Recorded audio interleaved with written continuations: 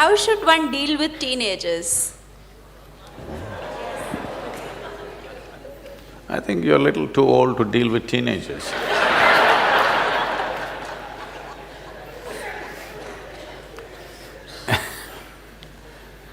See,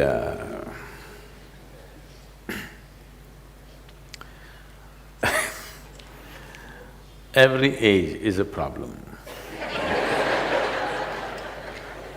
No, I'm talking about the ages. Stone Age was a problem. Iron Age was a problem, Bronze Age is a problem, Computer Age, serious problem. Isn't it so? Middle Ages were serious problems. Modern age is immense problem. Teenage, another problem.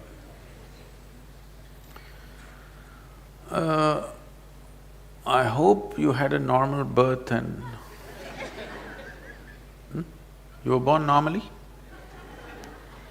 So if you were born normally, you were born like this and slowly grew up and somebody counted your age and you also passed through 13, 14, 15, which you are referring to as teen.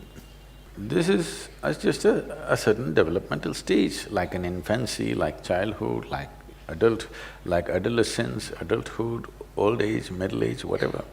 These are all different. We're trying to segment it, but essentially this is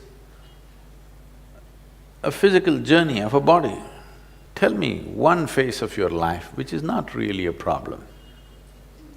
Some are suffering infancy problems, some are suffering toddler problems, some are suffering childhood problems, some are suffering teenage problems, some are going through middle-age problems, some are going through old age problems, some have transcended all problems.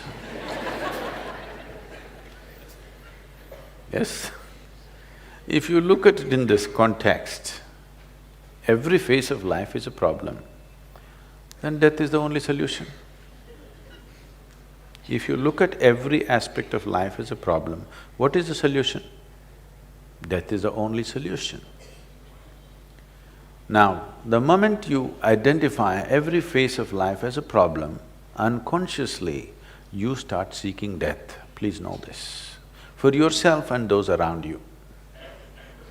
You do not know this, but you're creating an ecosystem in your mind where the solution is to be free from all this. You came here to experience life. Instead of calling these different facets of life, you're calling it different problems that you have. If you die, you will have funeral problems. Because it's not easy to have a funeral in Mumbai city. No more dignified funeral, isn't it? Yes? There is no four people carrying you, your whole family and friends walking behind you with a drum. No more like that, boom, pee, pee, pee, stuck in the traffic. Even dead, you're stuck in the traffic.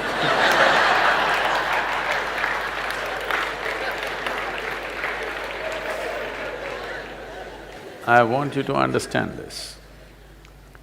There are various types of situations in your life.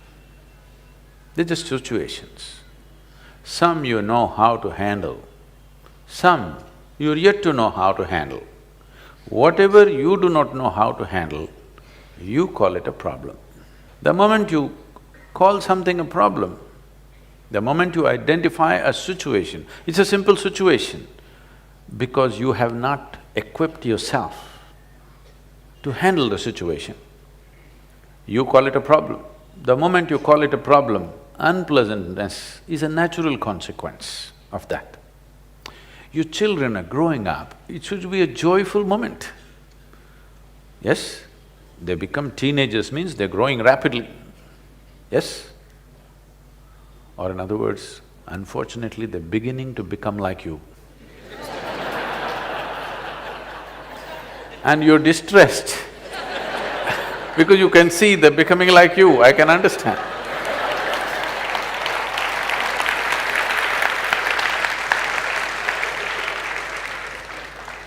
No, Sadhguru, that is not the problem. They're beginning to become something different. They don't even look like my children anymore. We have eulogized, we have unfortunately eulogized helpless states of life. When you say infancy and childhood, what you're talking about is a certain phase of our life when we are pretty helpless. Without outside help, we cannot survive or be anything. So we have eulogized this. Even so-called spiritual teachers are going about saying, I am a child. I don't want to meet an adult who is a child. It's another way of saying, I'm retarded.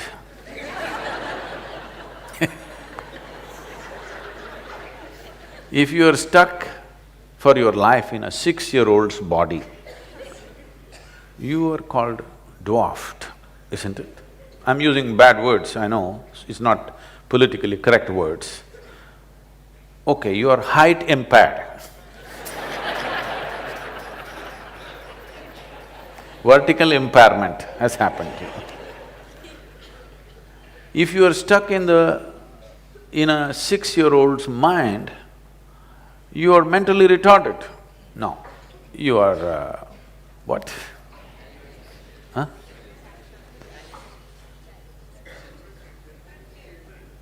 Differently abled you become. These are pretty words, all right, we don't want to insult people who are in such situations, we appreciate that. But if you are eulogizing that state of a helpless phase in our lives, which is childhood, where without somebody else's support we cannot exist. If you eulogize that, you will remain that way forever, and that's what has happened. I cannot live without you. Do not understand this as some kind of a love affair. It is just like saying, I cannot walk without a crutch. I'm fine the way I am, but still I'm willing to include you and involve my life with you. This is of great value. I cannot live without you is not of any great value.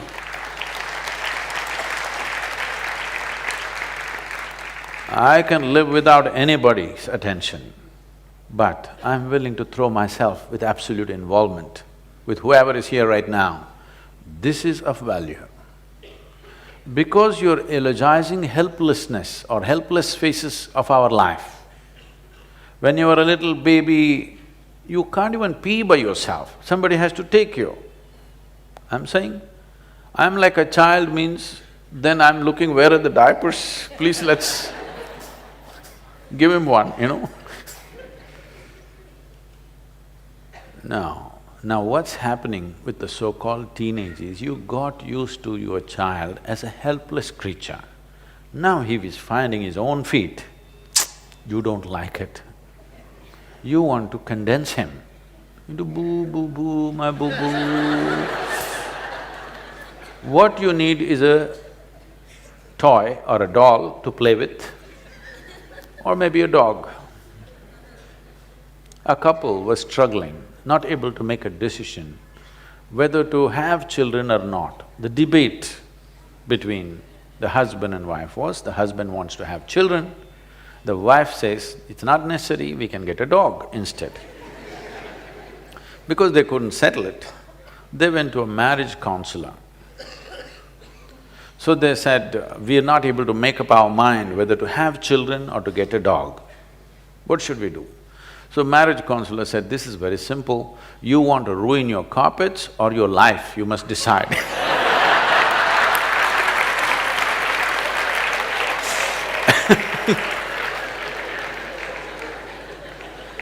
So, you must understand this. If your life is a concrete block, when I say a concrete block, it has clear defined boundaries. This is what I am, like just now Anupama was saying. Even a little child is saying, this is how I am. That means I've become a concrete block, because a certain amount of stupid information has come my way, with this I have formed a definition of what I am.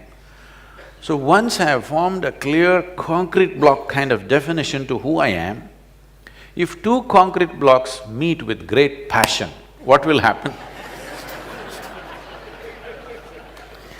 If there is a loose boundary to you, if two people come with great passion, wonderful things of union may happen. Otherwise, two concrete blocks clash, what happens? You know, friction. Friction and breaking of one of the concrete blocks or both will happen. So, once you become like a concrete block, you should not beget more concrete blocks, because you're incapable of including another life as a part of yourself.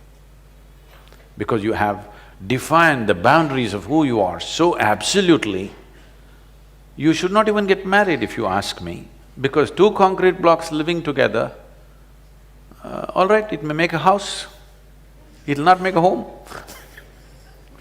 Concrete blocks together will make a house, isn't it?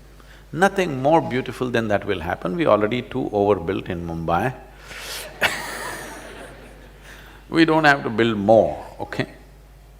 So children when they come, when they're helpless and for everything they look up to you, you think your children are magical because they're helpless. Suppose the baby popped out of you and stood up and said, "Hey, who the hell are you?"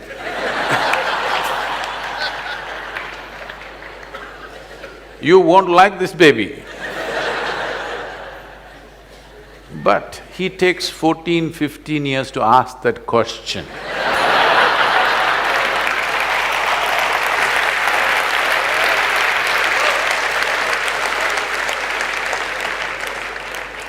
In fact, that is all a teenager is asking, okay, who the hell are you? So, if you want to be somebody to that new fresh life which has come, you must not have defined boundaries of who you are.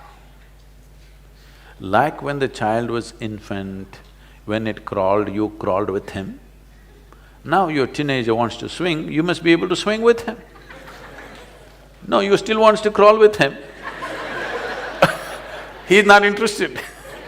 He's beginning to ask. Parents are looking ridiculous in the eyes of adolescents. Yes or no? Didn't your parents look ridiculous in your eyes? Unless you were old by the time you were 12. If you were young and energetic, your parents look ridiculous because they think still you need to be crawled around and choo-choo-choo, moo-moo-moo, poo-poo-poo to you. Every day life is changing within you because you're growing rapidly and the fools around you not able to grasp that, whoever they are. Usually, grandparents become little more endearing than parents because they have little faraway look, you know. A little faraway look because teenage means you're slowly getting poisoned by your hormones. Old age means you're being released from that. So they kind of understand.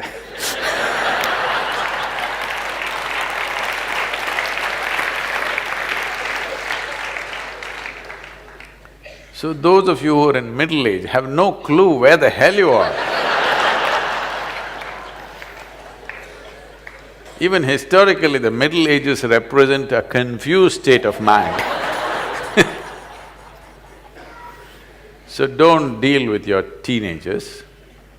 Please make yourself available to be dealt by them. Make them responsible for everything. 1 month, I'm telling you, 1 month you have the courage to hand over your monthly income to them and say, manage the house. Just give them responsibility. You will see dramatically it will change, you know.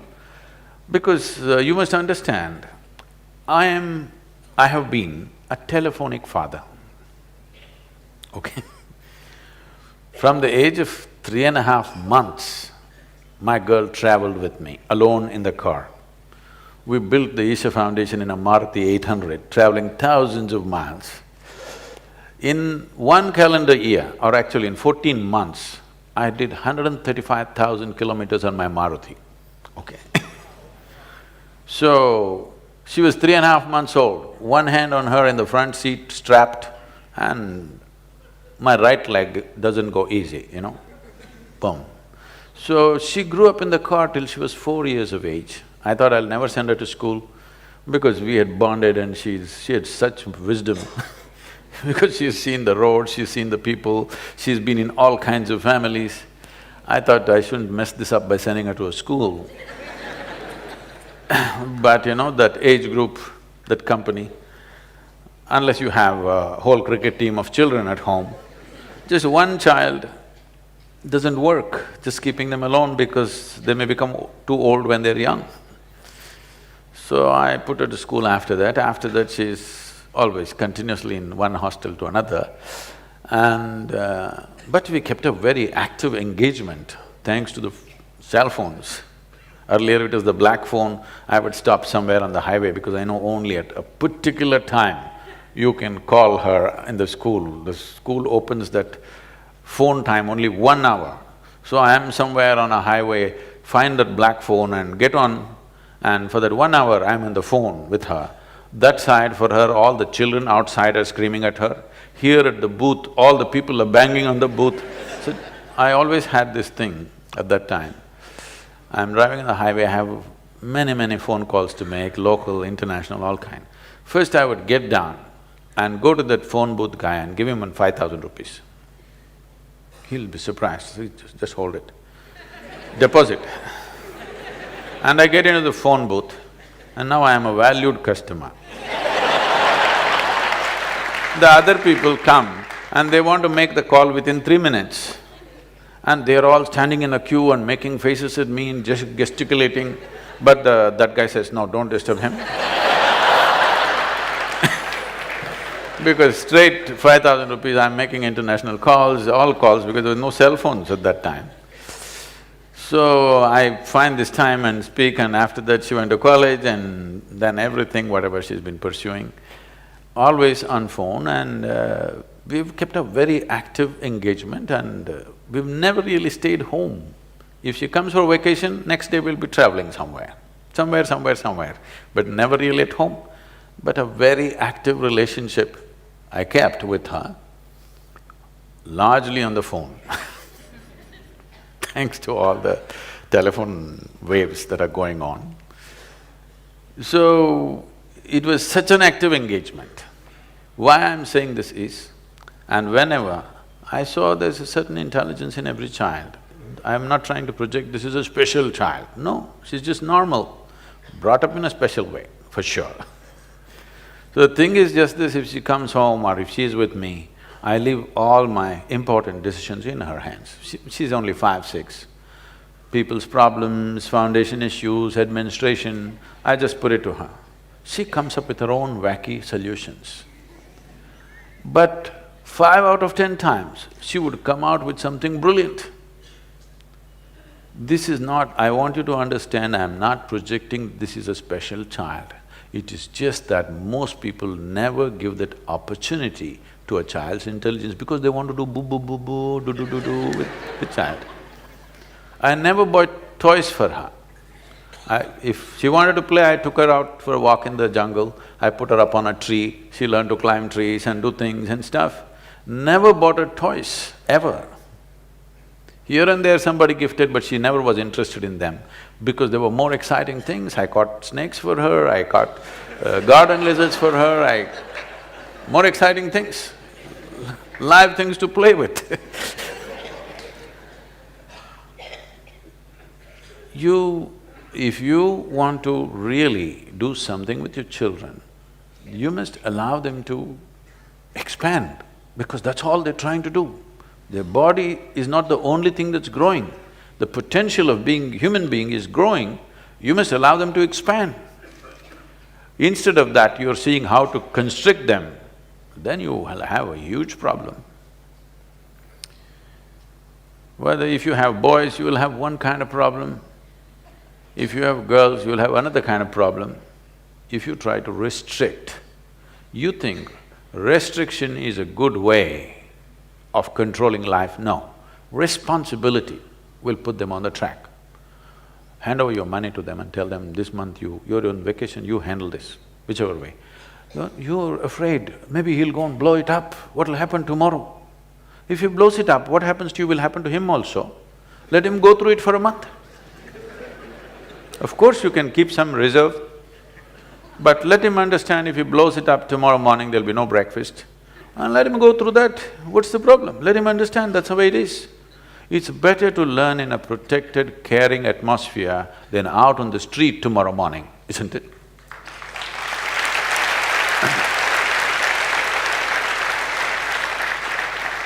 And above all, drop this damn thing that your child belongs to you. If you think this child belongs to you, when he's just coming into teens, he's telling you, God damn it, I don't belong to you. That's all he's trying to tell you, which you're not able to digest. Another life does not belong to you. If another life has chosen to be with you, please cherish that. It's a tremendous thing. Whether it's your husband or your wife or your children, they don't belong to you. You don't own them in any sense. If you don't get it, you will understand when you die or they die. They don't belong to you. Another life has chosen to come through you or be with you. Cherish that, value that. Don't think you're the owner of this life. You're not. So if you believe that you're the owner of your life, a teenager is beginning to make his own statements, well, you don't goddamn own me. He's just telling you that, that's all, in his own language. Yes or no? They're just telling you, you don't own me. But do they as another human being, you think they don't want to be included? They definitely want to be included. So, teenage means there are many things, because one thing is, your intelligence is being hijacked by your hormones. So certain things are happening. Suddenly the world doesn't look the same. Some scrawny little girl in your neighborhood who you had nothing to do with, suddenly there are little bumps on her body and your chemistry is poisoned. You look at her, suddenly it's a new world. The whole world is looking different. What was just people are suddenly becoming male and female. It's not a small change, you know. What were just people are suddenly becoming something else and something else. Suddenly you're interested in only half the humanity. It's a huge change. You will see boys don't even look at their mothers directly because they still can't take their eyes off the body parts. You must understand this, that it is new and he's like trying to come to terms with it. If you were a good friend, if they had problems, if they had struggles, they would talk to you. Because most parents are lousy friends, they make other friends and those friends give their own wacky advice because they're also in the same state. It is best if your child has a problem, they come to you, isn't it? Yes? But they will not come to you if you are a boss. They will not come to you if you have ownership over that life. They will not come to you if you are that horrible father or mother. They will come to you if you are a good friend. Because when they have problems, it is natural for them to seek a friend. So make sure from an early age that you are their best friend. Till they reach 18, 20, you are their best friend. Make it that way. And this you have to earn, this will not drop because you delivered them. Because you delivered them, you get the title of mother and father. You will not get the title of a friend. This has to be earned and everyday responsible behavior from you.